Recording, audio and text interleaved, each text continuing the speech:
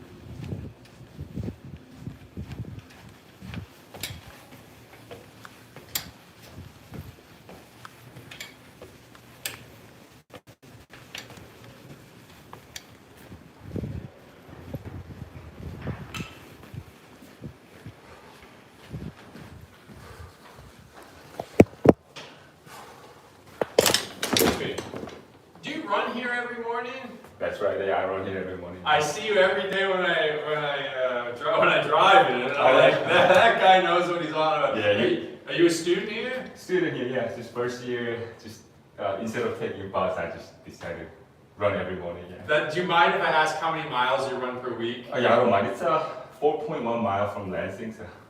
So you do about 9 miles a day? No, on the way back, I just bus. So, Oh, okay. Yeah, but on the way in, I just wanted to get my workout in. And Yeah, that's great. You're inspiration. Oh, thank you. That's the goal. That's why I'm wearing same backpack and uniform all the time. That's why you can spot me easily, the yellow backpack. Yeah, absolutely. I saw when I saw you running once, and you had some Johnson gear on, I think, and so somehow I knew that you were an MBA. I think it's been a while, so. Yeah, anyway. my backpack has the what is that? A sticker says Johnson MBA. Yeah, Cornell MBA or something like that. It's on my backpack, so yeah. That's yeah, great. it's right here. My son is also very into all the fitness and the running. He doesn't run as much anymore. He used to run like 30 miles a week. Stuff like that. So I just do what I can do. So. Yeah, well, that's great. Thank you. Yeah, you have a good one. Thank you.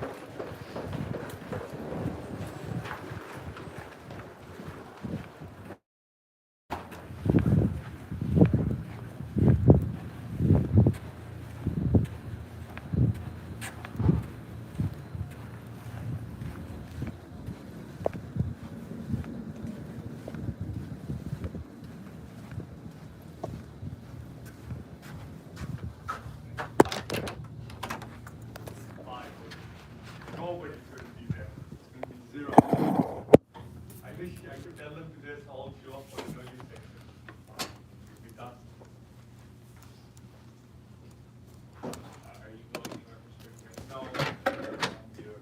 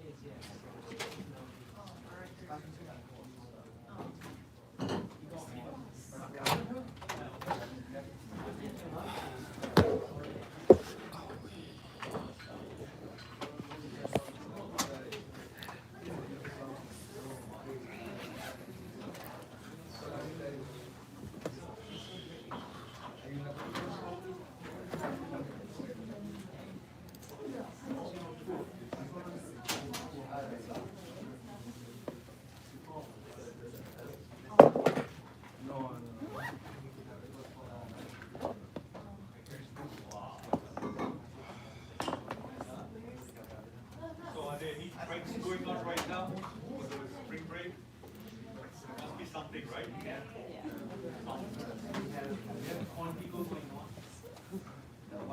Going anywhere?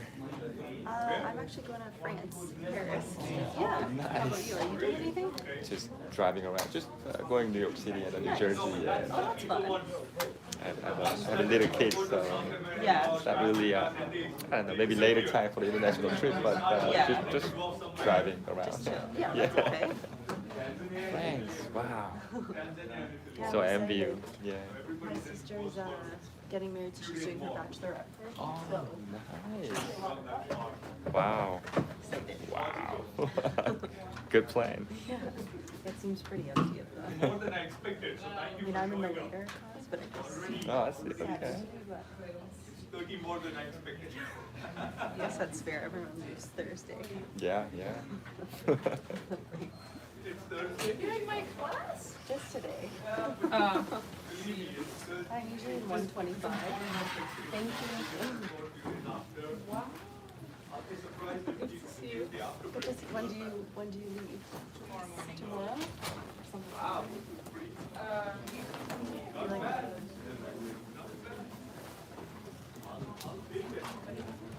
You like, maybe a lot of people are sitting in this one today. Probably just knock it out and leave, you know? I have a busy afternoon, so I'm like, Oh, you it's do? the only class I have today. I'm like, might as well sit in first thing. Yeah, you don't see like. I know okay, fine. She's hurt. She loves you. She's hurt. I was just seeing her say happy. No, Thanksgiving. So let's get going.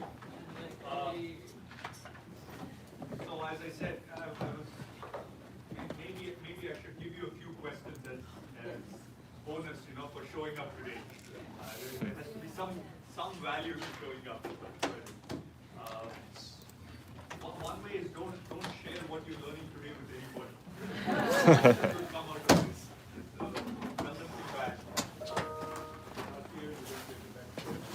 Okay, so let's just quickly, just on a lighter note, there's nothing much going on actually. Everything is quiet, except that GameStop announced earnings day before yesterday after market close, and it's down. It was down 20%, and I think it's down again today. So everybody, it's down again today. So if you look at their 5-year performance, it is back to.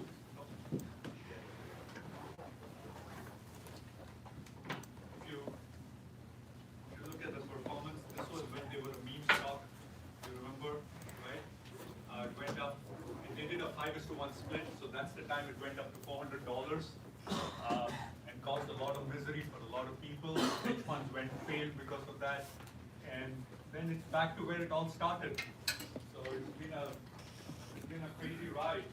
And some people became very, very, very wealthy. Especially the guy who led that charge, right? The guy from Boston, some fellow, I forget his name. He would show his, what's his name? Roaring Kitty was his. Roaring Kitty, yeah. That's one. Basically, he had call options and he had all kinds of stuff, and he went from $500,000 to $27 million. He used to show it every day. I wonder if he still has it. My sense, he was half smart, he'd have banked it and walked away. They did well. So today's GameStop equivalent is obviously a DJT, right? Or it's flat now.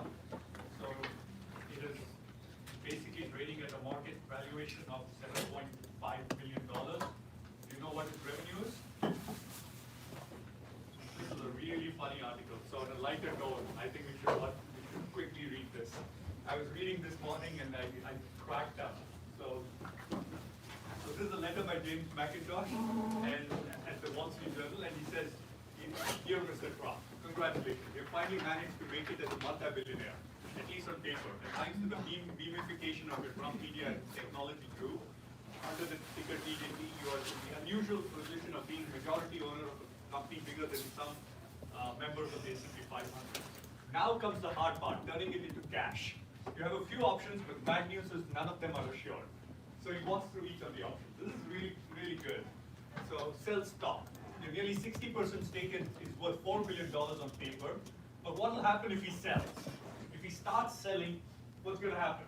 All the people who support him are going to be, what the hell? You're selling out of this stuff?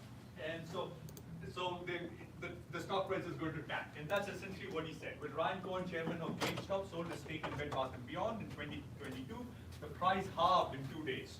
His meme followers weren't happy, but at least he wasn't hoping for rewards in the presidential election. You have to get permission from the board to sell to, but directors, including your son, are likely to object. Okay, that's one option. What do you think the other options are? How else can he monetize this? This is paper money, right? He's worth whatever, $6 billion in paper, $4 billion in paper. Yeah. Okay. Can you use it as collateral? Collateral, collateral, pledge. All of you are pledge. Okay. So then he says, borrow against this stock. This eases the disclosure rules, and a loan of say $500 million secured on DJT holding would be small compared with its current value on the stock market. But as you know, your lenders have been running scared, and they might quibble about taking a chunk of stock in a loss-making business that managed only $5 million of revenue from 2021 to the end of September 2023. Total revenue over 2 years, $5 million. Value of the firm, $7.5 billion. How ridiculous is this whole thing? How crazy can things get? How do I invest in markets like this? But it's just meaningless. It's like $5 million, there are individuals. What is this? Speaking frankly, you could make more selling MAGA hats, and if the bankers look at the financials purely as a formality, they might worry about the risk of DJT shares, right? So yeah, they collateral, but who's really going to take it as collateral? Who's going to lend against it, right? That's going to be an interesting question. So what else could he do?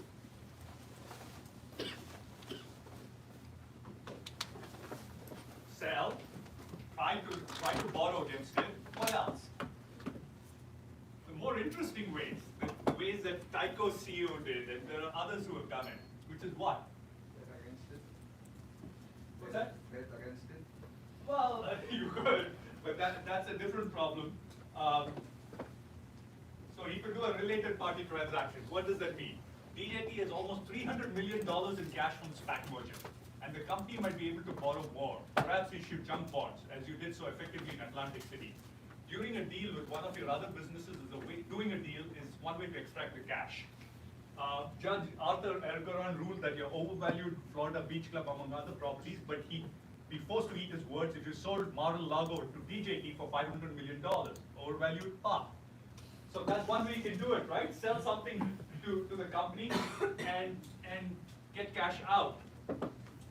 So it turns out that is, people have done that. So it's the idea of selling overvalued property or trying to extract money out of, as I said, the classic example has been things like Tyco, where he did it for $500 million. So buying assets from the founder is one of the things that's very hard to guard against, says so-and-so history of financial law. So that's the third thing he can do. And it's the blue check way to extract money. The only guard is having the board that's not completely supine. So cash can be also extracted through license fees. So the key for him is to try and get the money. $300 million is sitting right now in that company. Because of the SPAC merger, there's $300 million. If he's smart, he should just pull the $300 million out. Just sell something. Just give something to the company, buy it out, and get it bought, right? And then finally, raise more cash. Raise more cash from the company. It would be unusual to issue new stocks so soon after listing, but you have to take advantage of these ludicrous valuations while you can. Remember VinFast Auto, worth $190 billion, AMC, GameStop. GameStop itself was very smart. When it peaked up to $400 million, what they were very smart. They actually issued equity. They issued $1 billion of equity because they realized, oh my God, our stock has really gone through the roof. It's overvalued. So if there are suckers out there, let's take advantage of these suckers, right? That's the thinking. And so if it's overvalued equity, and that's what I always tell people, it's when you have overvalued equity, use it. Use it. Raise more equity, buy companies that are real companies. So, and I was telling people yesterday in research for Alpha class, that's the argument. A lot of companies should have done it. GameStop did it with a credit. Hertz tried to do it but failed because Hertz tried to take $1 billion when it went into bankruptcy. But remember, its price went up. It was one of the meme stocks. It went from 40 cents to $6. And they tried to raise, they were in bankruptcy when that happened. A bankrupt company, the stock price went from 40 cents to $6. That's how crazy the market was. And credit to Hertz, the first thing they tried to do was raise $1 billion in cash through equity offering. And then the SEC came and said, no, you're bankrupt, you can't raise new capital. So they stopped it. But otherwise, it's a great strategy. So if you're, the most famous case of an overvalued company buying a real company is AOL buying Time Warner. Do you know AOL? It's a company from a long time ago. They were like this, they were an overvalued equity. They realized, oh my God, this is all paper money, right? It's overvalued equity, so what do we do with it? They bought Time Warner, which was a real company, which was actually a telecom company, and they converted themselves into a quasi-real company using overvalued equity. So that was my advice. That's what I would told Elon Musk to do when Tesla was trading at $1.2 trillion. Go and buy Ford, go and buy GM. They were all like $60, $70 million just a drop in the ocean. Buy real companies, get their factories. Cheap way to build up your company, to make it real, right? So anyway, all this requires a fundamental truth about Truth Social. This valuation can't last.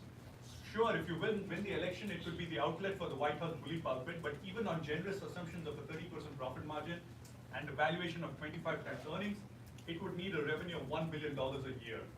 That's an implausible step up from 3.3 million in the first 9 months of last year. Get as much cash as you can out quickly before the memes evaporate. I would say that would be my advice. And finally, you could do outright fraud, but that's a problem. So, funny article. I thought it was well done. Quick question. Yeah. Are there regulations against, say, if he bought a bunch of like put options and then sold them to the market? You mean me or No, him? him. Like if he bought put options and then sold his own shares. I don't think there is any regulation against it. Okay. I don't think so. I'm not a lawyer, but he could do it. That would be something if he's doing it on the side quietly. Disclose them, right? What's that? You have to disclose any positions he's taking for or against the company. I don't know if options are. Is there a requirement that you have to disclose it? I know if you have US five. or not, or India I know if you have 5% ownership, you have to disclose your holdings, but I don't know if you have to disclose your option behavior. Yeah. Try and cash in. Yeah. That would be talk about hedging your bet, right? So if it continues, then you're still rich. If it fails, your puts work, and you can hedge your bets both ways. I don't know. Anyway, so let's go back. Oh, there was one other thing worth reading. I won't go over it in detail, but Larry Fink had it came out yesterday. This was his annual, you know Larry Fink? Larry Fink is the CEO of BlackRock. BlackRock is the biggest money manager in the world. It has $10 trillion, something like that, $10 trillion. So he's the CEO, and he put out his annual chairman's letter to the investors, which is very, very interesting read. And I won't go over it, but if you get a chance, take a look at it. Some of the interesting things he points out is the role of capital markets in America's success. He also points out that people are living longer and that we spend a lot of time trying to help people live longer, but we're not spending as much time and effort trying to make sure that the quality of life they live, that is financially, they're secure in living that longer life. And he makes one point that I hadn't thought about in that context, and when I read it, I was like, yeah, that makes a lot of sense. So he's showing what this chart shows, the peak population, peak earning years. So different countries are at different peaks. Japan has already peaked and is on the decline in terms of its working age population. The US is over here. The US is going to peak in a few years and then kind of flatten out, mostly because immigration we are pretty open to. Japan is not open to immigration. That's part of the problem. Most other countries you're going to see peak and coming back down. What this essentially means is, he says by the mid-century mark, so by this point, 1 in 6 people globally will be over the age of 65, and that's a problem, up from 1 in 11 in 2019. What does that mean? It means that these are the people who are starting to retire, and they have to be supported by the rest, right? So that's called the dependency ratio. How many working people to how many people are dependent on the working people, and as the dependency ratio increases, you get more and more dependents. it becomes worse and worse for the people who are working because they are supporting the rest of the Asian population. So he's making, and then he makes the point that social security is essentially going to be, people have been saying this, but Social Security itself has said that by 2034 they won't be able to pay out Social Security in full. So I have always believed that Social Security is a tax on me.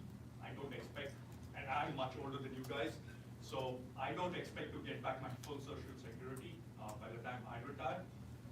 I think for you, my daughter, I told her, just assume it's a tax, you won't get anything back. That's the way you view it. But big picture, really big picture, and he makes the point, I don't want to kind of bring it up here because it's dark, but at the same time it's hopeful, is he points out what is the fundamental difference between the US and the rest of the world. The rest of the world, especially emerging markets, places like India and China. It's kind of interesting and important to think about it. I'm bringing it up. And he talks about fear and hope. He says fear versus hope. And he says the difference is the lack of a social security net. And I've seen that in India, and that's true of a lot of developing countries, is like my parents' generation in India, there's no social security net. So you have to provide for yourself, for your retirement years. And if you don't provide for it, you're done. So saving was the way to go. Everybody saved. They saved for their retirement years, and then they spent whatever they saved, kind of whatever they saved.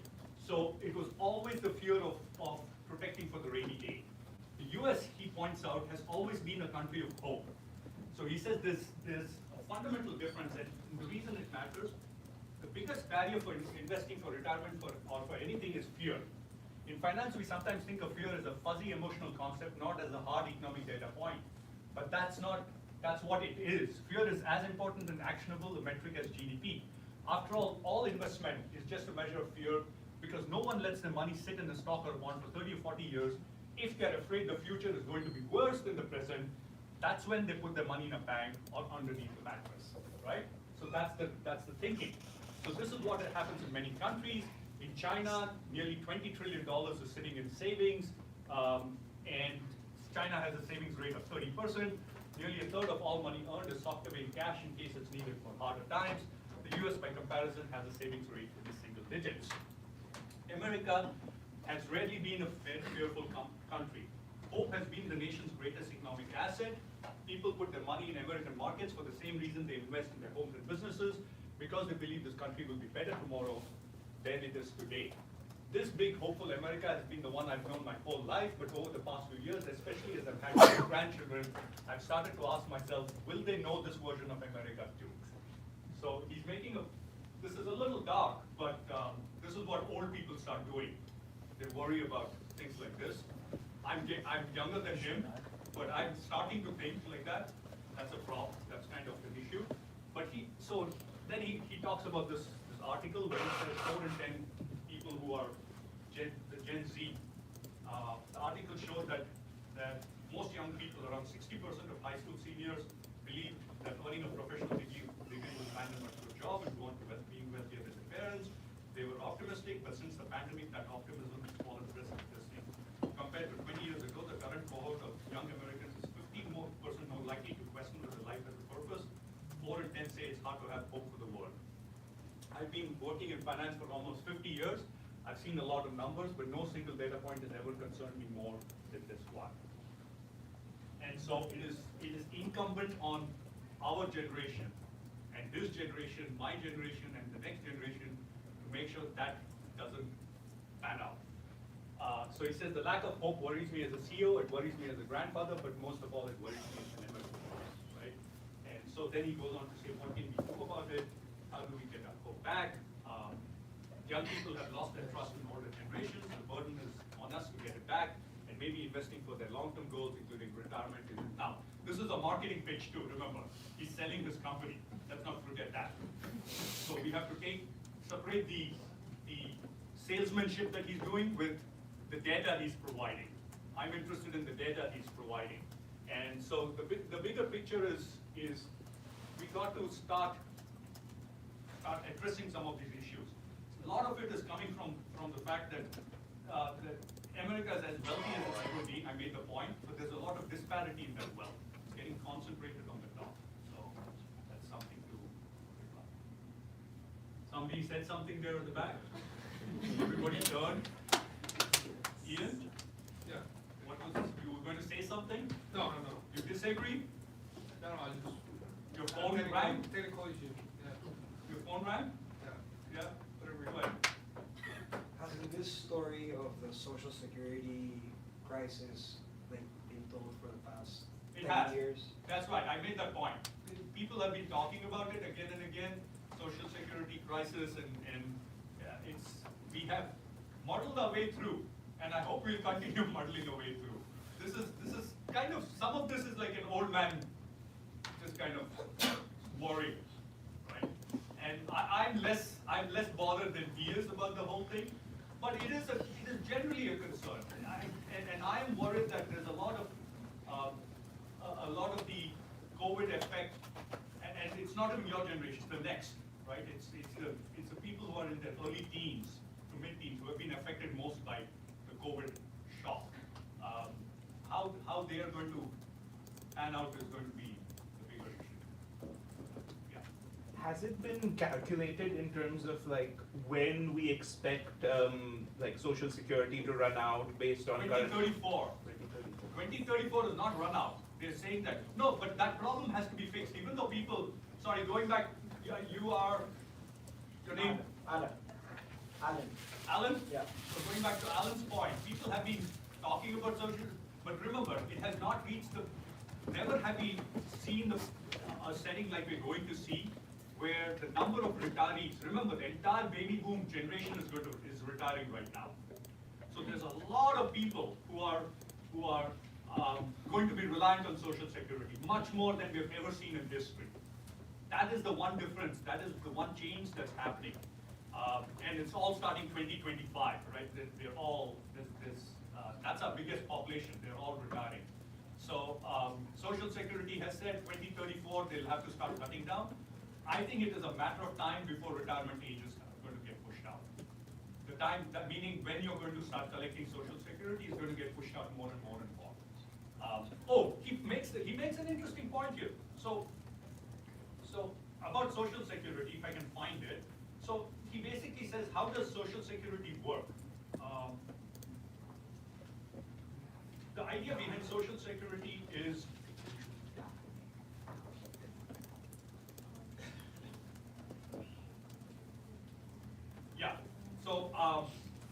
this is the point he makes about social. This is how Social Security programs function. So he's saying here's the following. More than half the people who worked and paid into the system never lived to retire and be paid from the system. So he makes a point about his generation. He says 1952, people were paying into Social Security, but they were not preparing for retirement because they had already passed away by 65. You see that? Now he's making the point everybody is living past that age. So the number of people who will be tapping into Social Security is going to explode. He makes the point that if you have lived to be right here, it's not just that more people are retiring in America, it's also that the retirements are increasing in length. Today, if you're married and both you and your spouse are over the age of 65, there's a 50-50 chance that at least one of you will be receiving a Social Security check until you're 90. That is the problem. That is what is changing. The number of people who will be collecting and the length of time over which they'll be collecting. And the number of people who are supporting and paying the tax is going down in size. It was increasing all this time, it is starting to reduce. So fundamentally the Social Security environment is changing. And that we'll see over the next 10, 20 years. That's the bigger point there. He's making. Right? And the final point that I think is the one point in this whole thing that I went, interesting, I never thought about it that way, is the simple issue. And that has to do with defined benefit and defined contribution. Do you know the difference between the two?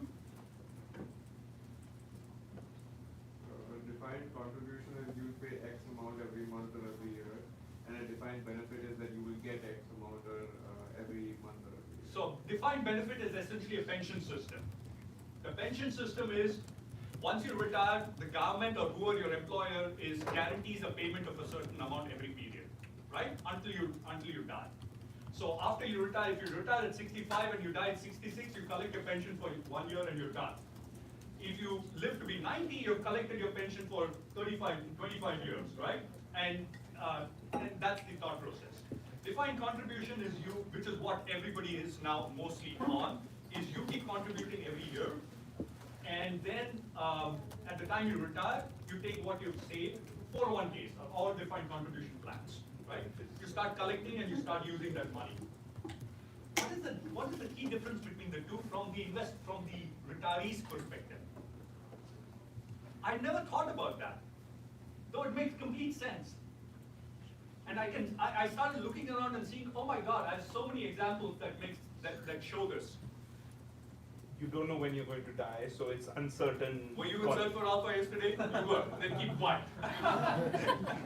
So the difference is uncertainty about when you're going to die, right? If in a defined benefit, I don't know whether I'm going to. It's the next year or 25 years later, but I'm assured I'm going to get paid in either case. So I can spend what I make because I'm protected, right? In a defined contribution, when you retire at 65, I don't know whether I'm going to live to be 90 or 66. So should I spend it all? Or should I be spending a small amount because, and you never know, every year you don't know when you're going to die, so you never spend. You're always protecting for the uncertain future. It shifts the risk from the companies and from the government to the retiree. And that's a very costly shift because it changes how you behave. And it leaves you always insecure because even though you have some money set aside, you don't know when to use it. See the fundamental difference? Yeah. Well, isn't an issue with these defined benefit programs now the fact that they're all significantly underfunded and they're not going to be able to, like they can't do that? Well, that's like Social Security. That's a different problem. Yeah. But that's a problem that's still sitting with the employer or the government. It's not with the retiree.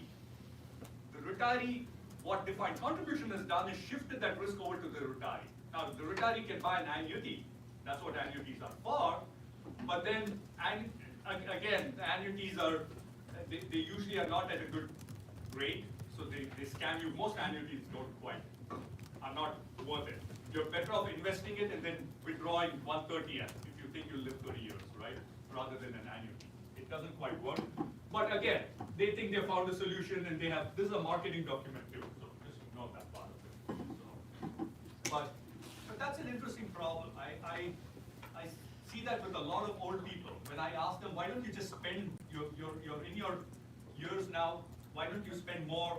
And they're like, I don't know how much you should spend, yeah. So going back to the Social Security question, to my understanding, Social Security benefits does not increase every year with inflation, but our income and everything that we spend on our taxes are increasing by inflation at the very least. So is it safe to assume that 20 years from now, Social Security is still going to be $1,800 a month when $1,800 a month is not going to be enough? In that case, the Social Security fund will be increasing by a faster rate than it's spending? So Social Security does go up. Right. So it does go up, and I think there's a CPI adjustment to it. Because I do know that it went up by 9% by a big amount when we had a 9% spike in inflation. Social Security did go up by a lot. Here, let's check that. So I'm not sure whether that is social. Remember, I'm assuming I'm not going to get anything, so I don't even follow it. I'm assuming it's going to be very little. Social Security inflation adjustment.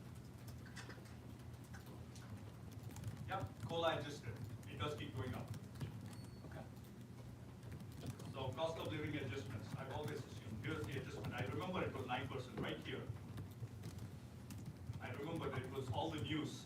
They were telling all the retirees you're going to get a big increase in your Social Security because of inflation.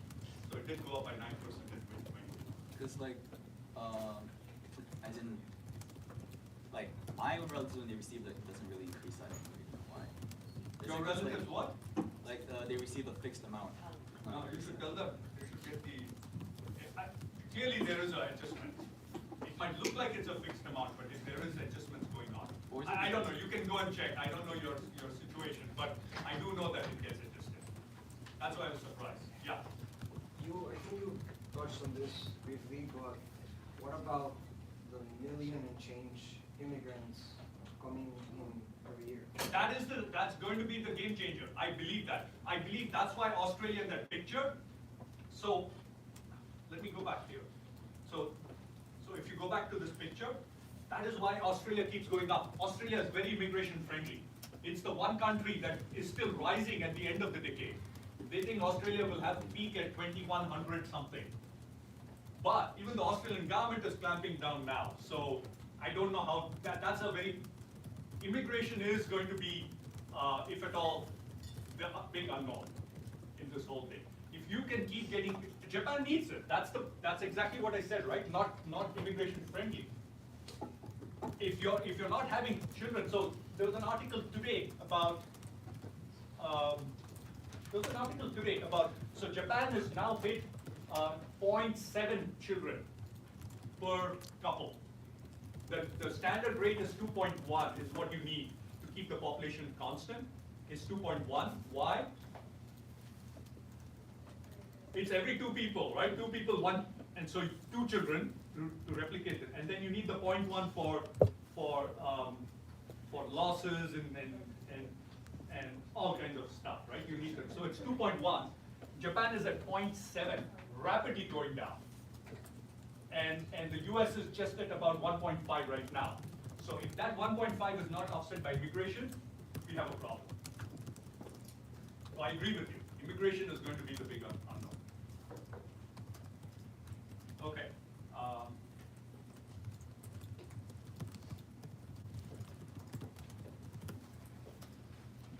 So disaggregation of ROA. So we talked about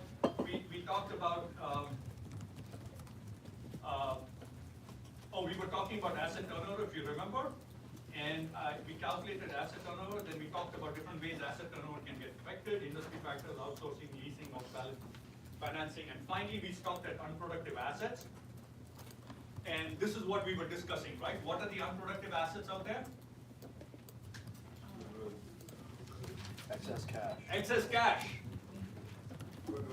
Goodwill. Land, right? Now, we were talking about goodwill. Is goodwill an unproductive asset?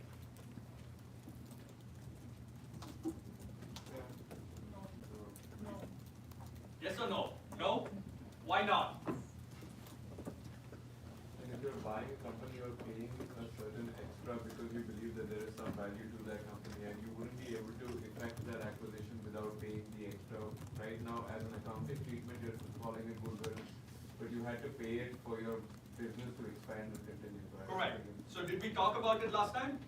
Yes. So we talked about why goodwill is an unproductive asset. What's that? Okay, sorry, we were in a different section. We did talk about it. This is the risk you carry. So, this is risk on you, not me. Yeah. So basically, goodwill is an unproductive asset. Is a productive asset because the reality is the reason you get goodwill on the balance sheet is because the company paid more than what the buyer paid more than what the company was worth. So I gave the example of Salesforce. Salesforce bought Slack. $27 billion was the amount they paid. And Slack, if you look at Slack's value and add it up and give it the benefit of doubt, let's say it was trading in the market at $16 billion. Salesforce gave it an 80% premium. So they bought it out for $27 billion. Now, you could argue that the market, the $16 billion was a reasonable price for it. So the remaining $11 billion will show up as goodwill on Salesforce's books, right? So the fact is, if you treat it as an unproductive asset, then you would remove it from your asset base to calculate the ROA. But the reality is that the manager of Salesforce decided that decided that Slack is worth $27 billion, and that's the amount of cash that was paid. So they have to be held responsible for that decision. They have to be held responsible for the fact that they paid $27 billion to buy the company, right? Now, how should it manifest? If the thing is actually worth 27 and they were making a good call, how should that number manifest? Where should it show up? In Salesforce's financial statements, Why are they paying that extra money, 11 billion? Because they're arguing synergy. Synergies means either there's going to be cost reduction or there's going to be higher sales. It has to show up somewhere, right? So in Salesforce's case, they argued that it should show up in higher sales because they're paying for Slack. Slack is going to allow them to have more, increase their customer base because they needed this communication system, right? Internal communication system. That was the basic argument they were making. And so you have to treat it as a productive asset. Otherwise, you're giving the employer, the manager, a free pass. So I'm a strong believer that ROA, return on tangible assets, is a bad idea. You have to look at ROAs that include goodwill as a productive asset, right?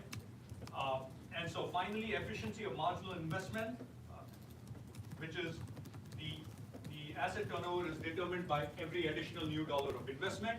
Usually what happens is asset turnovers will start to decline as the firm gets bigger and bigger. Why?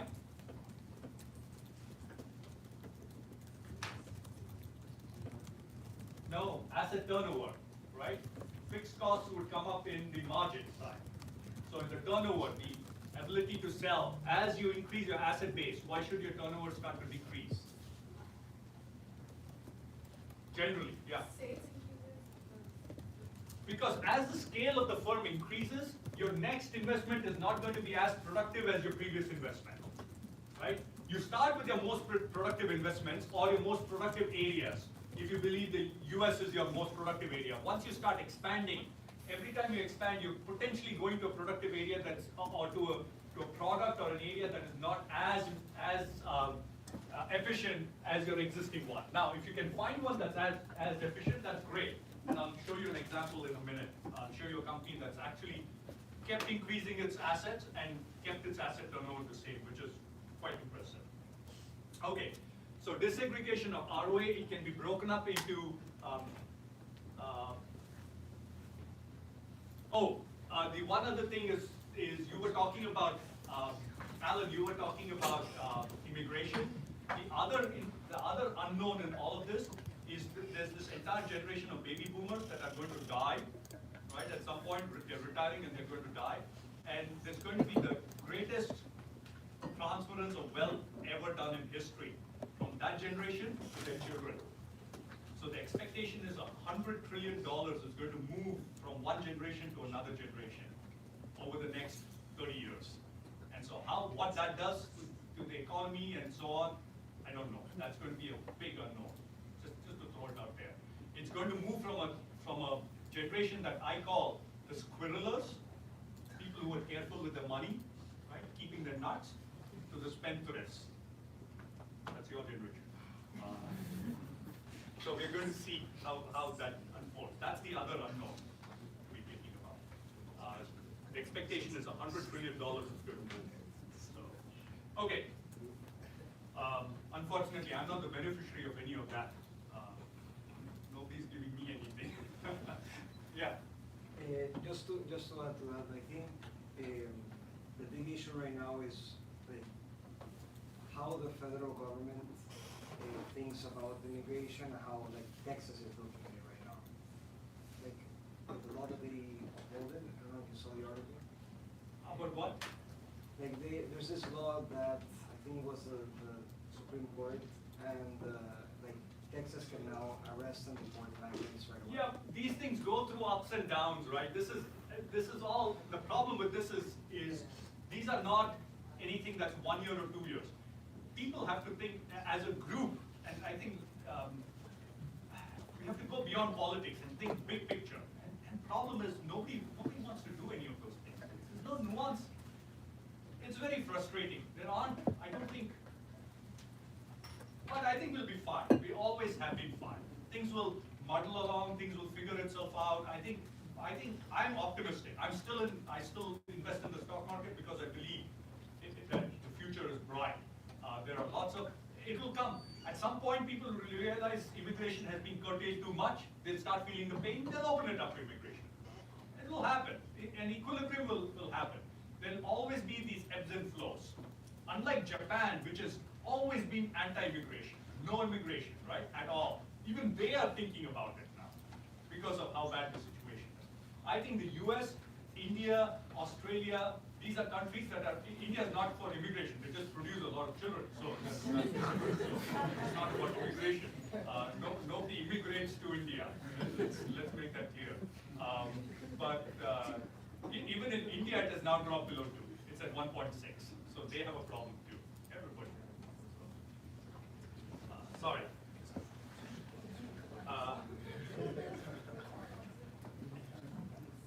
Okay, so asset turnover has a balance sheet. I can say that, right, happily. I'm Indian, so give me a free pass. I can say anything I want. That's why I'm careful about every other country except India. Okay. Asset turnover has a balance sheet orientation. Okay, so you can break up asset turnover into its components. So you have cost of goods inventory turnover ratio, which is cost of goods sold over inventory. And then you have current asset turnover ratio. Oops. Working. Oh, sorry. Yeah.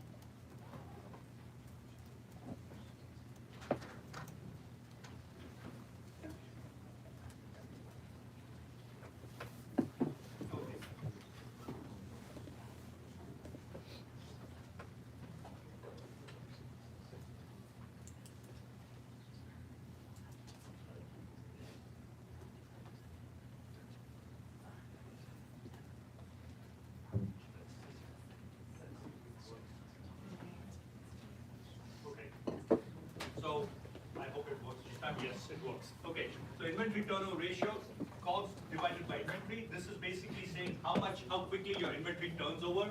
Higher the number, the better it is. Because then it says you need very little inventory to generate a lot of sales. Current asset turnover ratio is sales over current assets.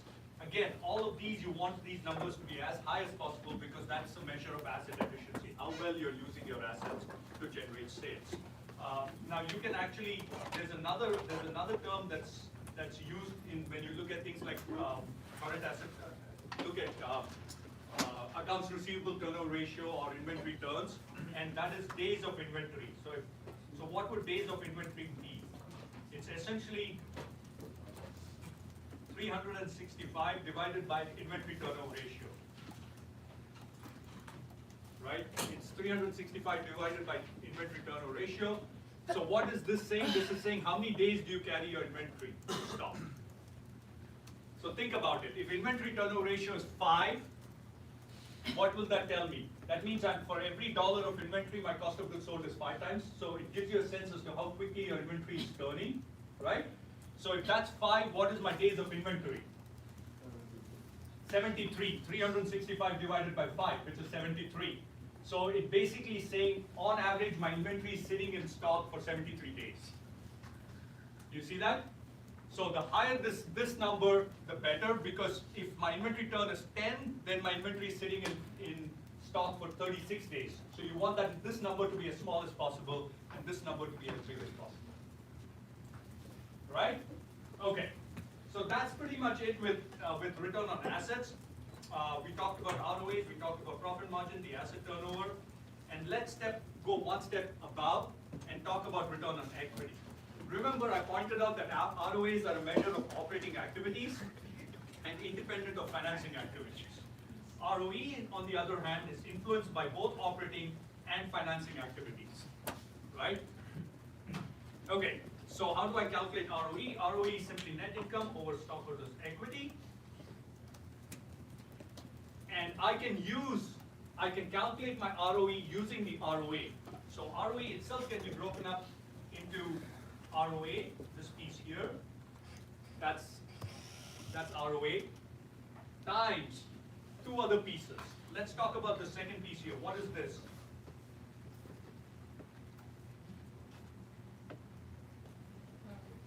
Leverage. How? Why is it a measure of leverage? You said that? Why is it a measure of leverage? But It seems like it's an average, right? It's correct. substantial. Why? Because total assets is debt plus equity. So this, right? So total assets over stockholders' equity is simply debt plus equity over equity, which is 1 plus debt over equity, which is leverage, right? So this is a measure of your balance sheet leverage. That is the amount of debt you have on your balance sheet. If you have no leverage on your balance sheet, what is this ratio going to be? 1. If you're an all-equity firm, this ratio goes to 1, right? So this is your balance sheet leverage. This piece here is saying what is the cost of carrying debt on your income in your income statement. In other words, this is the amount of debt you're carrying on your balance sheet. This is the cost of that debt, right? Okay. So let's talk about, so this piece here, it's net income divided by net income plus interest expense. So what do you think this number varies between? What does this head towards? If my interest expense, if my debt is very cheap, what will this number be? 1. Why? Because as my interest expense gets lower and lower, it's simply net income over net income, which is 1, right? If my interest expense is if my interest is very expensive, if my debt is very expensive, what will happen? Head towards 0. So generally this will bounce between 0 and 1, unless the firm is not profitable. If the firm is profitable, then that number will bounce between 0 and 1. Right? So this will go between 0 and 1, and this one is above 1. So this heads, so if it's all equity, then it's 1, otherwise it's greater than 1. So essentially ROA is ROA times income statement leverage times balance sheet leverage. Together this is what we call financial leverage. Any questions? Okay, another way of expressing ROE, the same thing, just mathematically it's identical, and this might, a lot of you find this to be easier to understand, so let's try this out, is ROE is equal to ROA plus debt over equity, which is your balance sheet leverage, times this number here. This number here is essentially spread.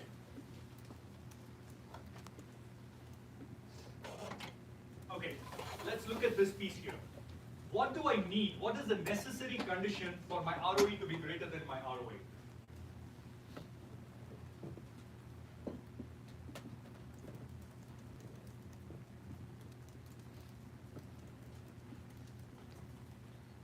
What's the necessary condition for my ROE to be greater than my ROA?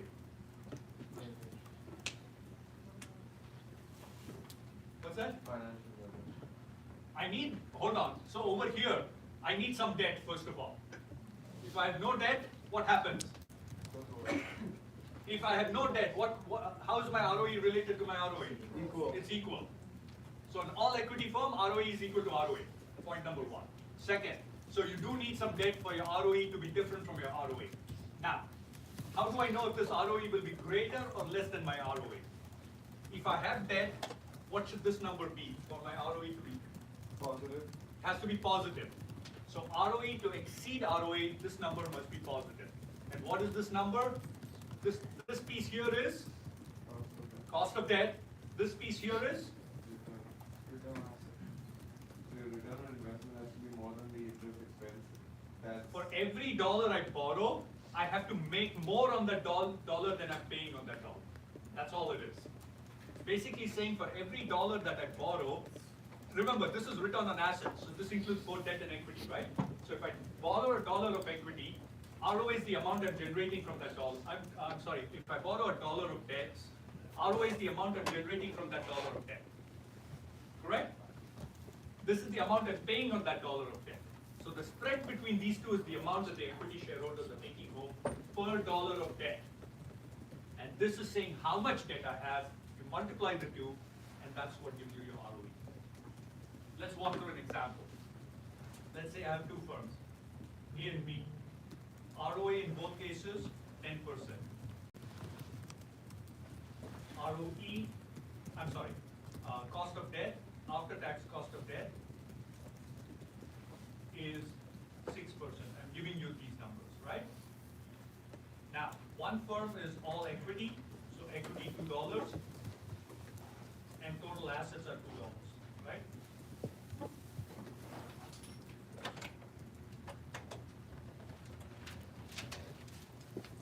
So total assets $2. Another firm has $1 equity, $1 debt, and $2 total assets. Does that make sense? So total assets must equal equity plus debt, correct? So in one case it is $1 equity, $1 debt, the other one is all equity firm. What is the ROE for each of these firms?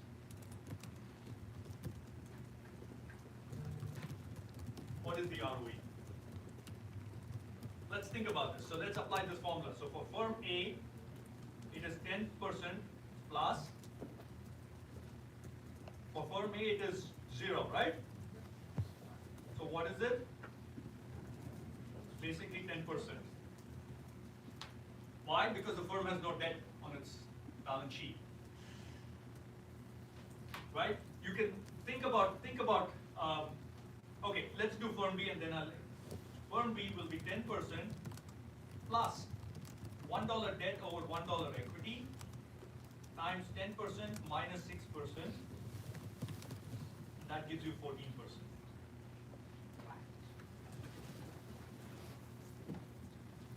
Do you see how I get to 14%?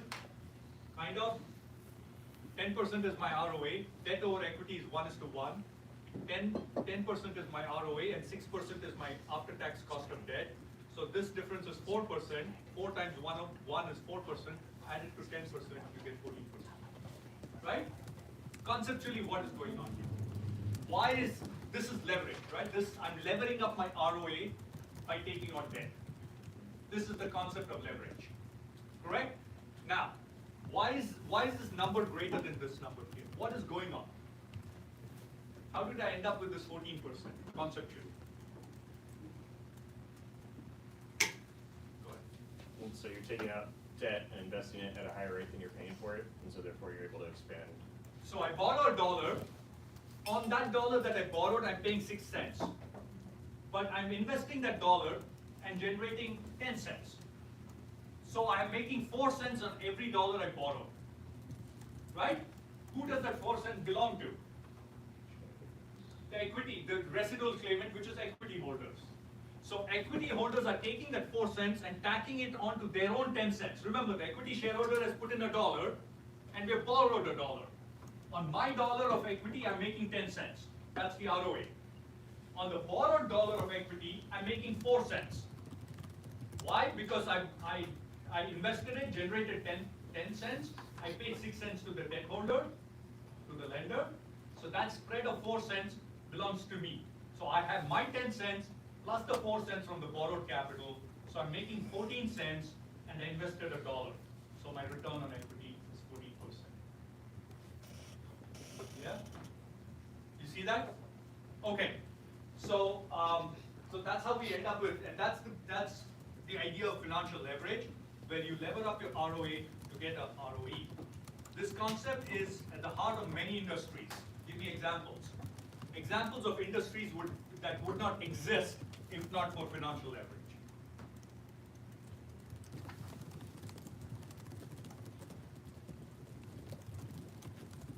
Give me examples of industries that are dependent on financial leverage. Real estate. Real estate, private equity, missing the big one. Mining, yeah. Airlines, missing the big one. Weakest one. Automotive. There, Ian woke up. Starting out there. He suddenly said, oh, my chance. Good for you. Banks, right? Banks would not exist if not for financial leverage. It's the heart and soul of the industry. Hedge funds, private equity, banks. So these are the big guys, the big ones with lots of leverage. And then you have airlines, you have industrials. They have some leverage, but their leverage is in the 0.2, 0.3, 0.4 of equity range. But a lot of these others that I pointed out could be several multiples of equity leverage. So insurance companies, so lots real estate. So they are all examples of industries that live off the concept of financial leverage. So let's look at a bank and let's see what the leverage looks like and what ROAs and ROEs produce. So this is Tompkins Financial, your friendly neighborhood bank. So Tompkins Financial is, let's calculate its ROA and ROE. So let's quickly go through this. So ROA for Tompkins Financial. I didn't bring my glasses. Okay. What do I need? What is ROA again? Net income. So let's start with net income. Do we have the net income number? 59,340, right? So 59.3. You can look behind you for those of you. Otherwise, download it from Canvas. It's there.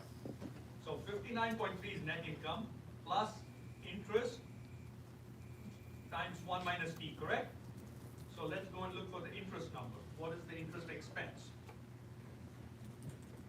Interest expense is 22,103. So plus 22.1 times 1 minus the tax rate, right? So what is the tax rate? Tax rate is essentially the pre-tax income, the income tax expense, 27 divided by 86. So 27 divided by 86, that's 0.3, 30%. So 1 minus 0.3 divided by total assets. Total assets, I'm going to use average total assets, which are right here. So it's 5689 plus 6236. 5689 plus 6236. Did I make a mistake somewhere? Right? And that should give me 1.25% roughly, give or take. Right?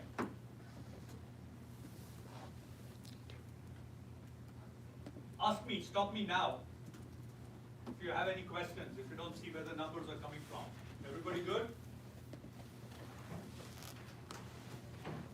Remember, if one of you doesn't get it, there are others who don't get it. Somebody needs to speak up. I'm assuming you're getting it. You stay silent. Could you just write out the formula for ROA?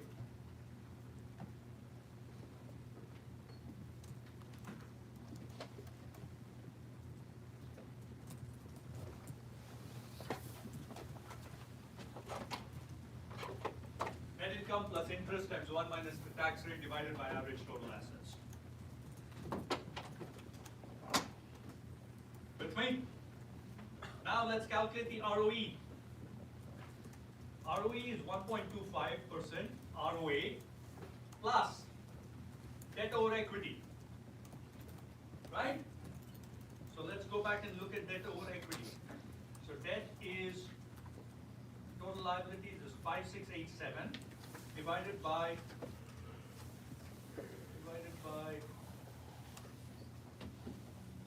549. 5687 divided by 549. 10.25 times 1.25 minus interest expense, which I already have here, 22.1 times 1 minus the 0.3 after tax interest expense divided by the amount of debt, which is 5687.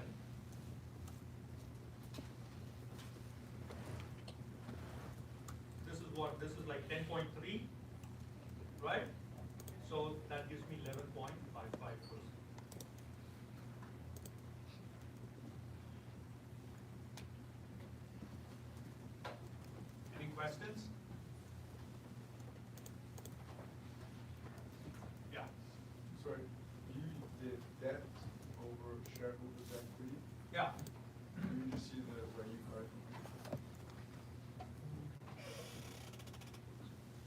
debt is here, total liabilities. When you say debt, what do you mean by debt? All amounts due, total liabilities. But for me, debt is just fine. Yeah, but remember, so I'm thinking total assets, right? So, no, you're thinking long-term debt when I say debt. But because I'm using total assets is all liabilities plus equity. There are, think about a balance sheet. Total assets is all liabilities. Current liabilities, debt, all of that plus equity. So I'm calculating ROA, so it includes all the liabilities. You can calculate something called return on net operating assets, which is RNOA, that includes only debt and not current liabilities. So there are different variations of this. I'm just using all liabilities, keep life simple for us. Yeah. So you calculating ROA, but is that a good number? Which one? 11.55. So let's come back here. Hold on. So let me ask you a question here. Do you remember? Does anybody else have a question? Okay. Do you remember this number? We've seen it before. Where did we see it? You remember I showed you a list of the top 25 S&P 500, and I said, what do you see? There are variations across firms, and what do you see as common features? And you told me that technology firms have higher ROAs. The other thing we noticed was banks seem to have ROAs of about 1.5%, and we were puzzled. We were like, how is it that why should anybody invest in a bank that has a 1.1% ROA when Apple has a 12% ROA, or others have 7, 8, Walmart has a 7% ROA, 8% ROA, why should they invest? Now, the answer to that is because they take that 1% and they lever it up. And from the shareholder's perspective, they end up generating 12%, which is what everybody else generates. The rest of the companies are anywhere from 10, 12, 15, 20% in that range, right? So they go from what is a subpar, what we would think is a subpar ROA, to what is a very reasonable ROE. And that is why banks exist. Because if this did not, that's why I said banks are dependent on leverage. If this did not exist, they would die. They would go out of business. 1.25 will not work. Do you understand? Kind of? With me? Okay. Which then begs another question, which is the question you should have asked me. What's the question you're going to ask me? Why use ROA for banks? No. What did I say about ROAs? Why do we care? So what did I say about ROAs? What determines ROA? Why isn't ROA 40%? Why isn't it 100%? Yeah, but what? Is it independent from the financing activity? Yeah, but what should it approximate? Why? Because that's one of the business factors. Excellent. So I told you that it should approximate WACC. That is what determines the bounds. Remember the 10 to 20%? I said most firms have WACC in that range, and so ROAs are about that fall into that range of 10 or 20%. But banks seem to have an ROA of 1%. How does that work? How is that consistent with WACC? So let's try and calculate what the WACC for a bank will be. Let's take a moment and try and do it. Let's look. Okay. So what is WACC for? What is WACC? Do you remember? It's a proportion of equity times the cost of equity, right? So how much equity and debt? So it's a proportion of equity. So in the case of bank, what is the proportion of equity in the total capital structure? It's 549 divided by 549 plus 5687. Why? Because it's the proportion of equity times the cost of equity plus the proportion of debt times the cost of debt. That's WACC. Right? So how much equity do I have in my capital structure? I have 549 divided by 549 plus 5687. Am I losing you? I am losing you. Yes. Why do I have to say that? Why don't you tell me that I'm losing you? That's what I'm hoping for. So where have I lost you? Everywhere. No, just when you introduce the WAC. Okay. Do you know what WAC is? Have you all seen WAC? Yes. No. WAC is weighted average cost of capital. If you're the only no, we have to talk about it after class. Right? If there are more no's, then we'll discuss it. Okay. So WAC is how much debt you have in your capital structure times the cost of that debt, plus how much equity you have in your capital structure times the cost of equity.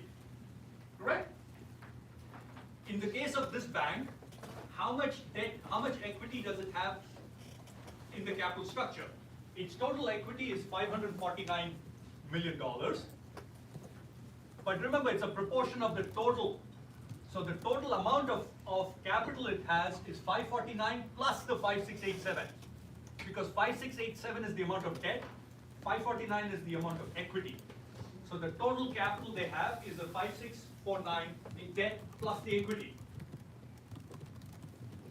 So the proportion of equity is how much equity divided by how much debt plus equity, which is what I'm doing there. Am I with you now? Yeah? Okay. So that's the proportion of, wherever my pen is, there. That's the proportion of debt, of equity, times the cost of equity. Cost of equity for most firms is roughly 12%, 12 to. So let's call it 12, give or take, right? So 12% plus 5687 divided by 549 plus 5687. That's the cost of equity. I'm approximating it to be roughly 12% for most firms, right? You can give or take 10%, 11, 12, 9, doesn't matter. Give or take, roughly. Doesn't change the board. Times the cost of debt. What is the cost of debt for a bank? We just calculated it here. This number is actually 0.25%. Okay? It's 0.25. So this is essentially, this calculation is 0.25. It's not divided by, don't get confused. So this whole number is 0.25%. Okay? So it's times 0.25%. Do you see that? You with me so far? Yeah. Since we're adopting tax in the calculation for that, can we assume that that's adjusted for like after tax? Yeah, this is after tax. Okay. That's why I'm using this, because this is after tax. So I'm using it. So what is the number going to be? Let's take a look. So this is 549 divided by, I think, is about 1/11. You understand? So that is essentially equal to, this whole number is 1 divided by 11 roughly. So 1/11 of, let's call this 11% just to make life even easier for us. Just roughly, right? So that's essentially 1% plus 0.22%, 1.22%, which is exactly the same as what they generate. Isn't that beautiful? Isn't that beautiful? It works. So the reason everybody is fine with banks generating 1.25% is because the WACC is 1.25%.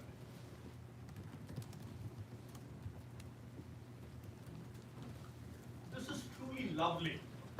You don't get it. You have to go and say, wow. Yeah, there you go. It has to be, the word works beautifully. Economics works. It's one of those things that you go, man, makes sense. Nothing is out of whack here. Unintended, right? Nothing is out of whack. Right? So think about it. Which raises one more question. What is the question you should be asking me? How is it that a firm that is levered 10 times enjoys a cost of debt of 25 basis points? Essentially, what this is saying is, I'm a firm where I put in $1 of my investment, I'm borrowing $11 against it, or $10.3 against it, and you're happy to take 25 basis points as interest. Try doing that in real life. Nobody's going to give you a dime if that's your business model. How did they get away with it?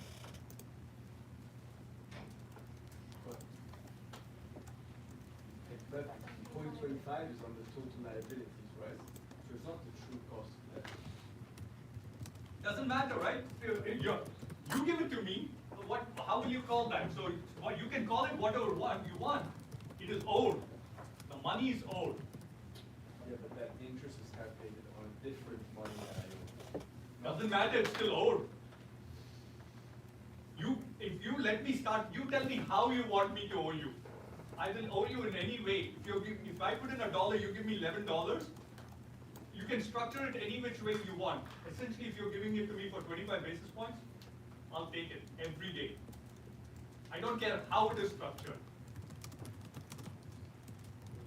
Because it's all owed at the end of the day. Right? What is happening? I think they borrow from governments, so they have to. No, they actually don't borrow from governments. Yeah. Is that like the interest rate on your savings account at the bank, which is exceptionally low? Also, I think how generally the bank working, even though they just like, you gave 10,000, you took 10,000, you saved 10,000, they'll just put some amount aside and they'll just give that remaining amount as loan, so which they will earn interest on top of that amount. That's the asset side, right? So you're giving, remember, the liability side there is the amounts you're depositing. Right? So it has to do with, yeah. Well, from like a conceptual thinking, it's like, Yeah. you don't keep money in a box anywhere, you have to go to bank and you gotta deposit it anyway, so even though they give you 1%, you're still gonna deposit So, it in the bank. but think about it. Excellent. You're thinking, but why are you willing to do that? It's like. Aren't you afraid? I give it to me. Don't give it to the bank. You don't want to keep it in a deposit. Give it to me. But you're not Why? backed by the government, you're not backed. Is a bank backed by the government? It is. That's the key. Now you're getting to the point. Deposit insurance. Deposit insurance is an important feature. That's what gives you confidence in a bank. I don't have that, right? That's what allows you. This is where I'm trying to push you guys to think about these things, right? So that is at the heart of why a bank can sustain unusually low borrowing rates, because they have protection. You're willing to put money in there because it's not going to go anywhere. So I'm willing to take 25 basis points because my capital is safe. That's the difference between me and the bank, right? That's one piece to it. There's also the general confidence. Remember, a bank is fundamentally a con game. It's a confidence game. Why? Because no bank can actually fulfill a run. No bank can actually give you the money back if you ask for it tomorrow. They don't have it. Look at Tompkins. Take a look. The biggest source of funding for a bank is always its deposits. So right here. The biggest source is always going to be deposits. If you take all the deposits, so down here, $4.6 billion is deposits. How much do you think is the interest on these deposits? It's almost zero, right? So if all these depositors go out and say, give me my money back, look at how much cash they have on the balance sheet. Where's the cash? Hold on, right here. Look at the cash. They have $62 million of cash against $4.6 billion of deposits. Any bank can fail in a day. Doesn't matter what. JP Morgan can go under in a day if everybody decides they've lost confidence in that bank. It is always hanging by a thread. And that is why deposit insurance reduces that risk. Nobody wants, when you know your money is secure, you're less likely to cause the run. And that is why any negative news on a bank is always very dangerous, always hanging on by a thread, which is what happened with Silicon Valley Bank. Once it fails, once that confidence disappears, you're done. Silicon Valley Bank lost $40 billion of cash deposits in 4 hours. That's the difference in what's happening today. Because everybody has their bank accounts on their phone, it used to be you had to line up outside, right, and collect your cash. That's gone. Now you can transfer your money by pressing a number, or pressing a button. So they lost $40 billion in 4 hours. No bank can survive that. No bank. One more. Yeah. Coming back to Oliver's point, I know that the interest is usually calculated based on, like, for example, the long-term borrowing you have against like other banks or like your long-term debt associated with it. So would it be fair that we calculate the cost of that using the interest rate that we were using on like a long-term borrowing? No, because the heart of why a bank works is because of its deposits. Got it. Okay. That's if you use only long-term debt, no bank will survive. So The heart of its funding is coming from here. So think of the business model, right? You have to use all liabilities because think of the business model. This is a source of money. They are taking this zero cost of capital money and investing, putting it in loans. Look at the loans on this side. The loans will be the biggest, $44.2 billion. So they're making 7% on those loans. They're paying almost zero. That's how they make the money. That's how their ROE goes up. That is the business model. Yeah. So just to confirm, you're using total liabilities as debt in the formula because it's a bank. So if this was like something else, like No, you can use it for any company. I should just rename it as total liabilities instead of debt. You can use debt alone for industrials and stuff like that because other pieces are small. But the reality is that as an investor, you are benefiting from current liabilities. They're free. There's zero interest. So if you have current liabilities, I can leverage that. Great example is Amazon, and we're going to see that in the next class. I'll walk you through how Amazon behaves almost like a bank. I'll show you. But in essence, for this formula for ROE as well. I will use total liabilities all the time. Okay. Have a wonderful break. I'll see you in a couple of weeks. For those of you who will come back on Tuesday, good stuff coming on Tuesday. Thanks for coming, by the way. No test questions?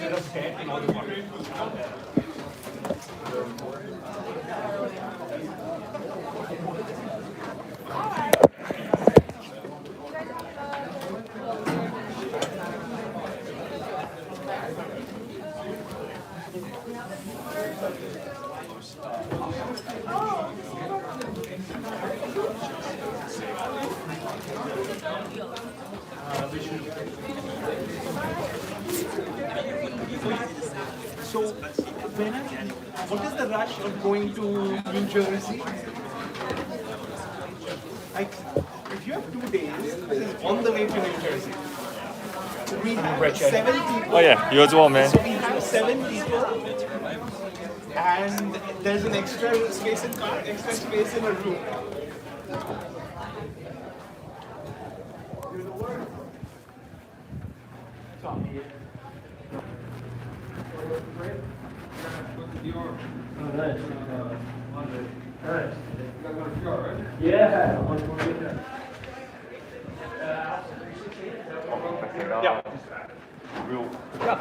Oh yeah, sure. My interest starts on very things. I wonder if taking a final exam a week. No, but you can do it remote. Oh, remote? Yeah. It's okay. My first day started the 13th. But you can do it like remote either early morning or late evening. I think that. So say, contact me when it's closer in. I will. Yeah. Thank you.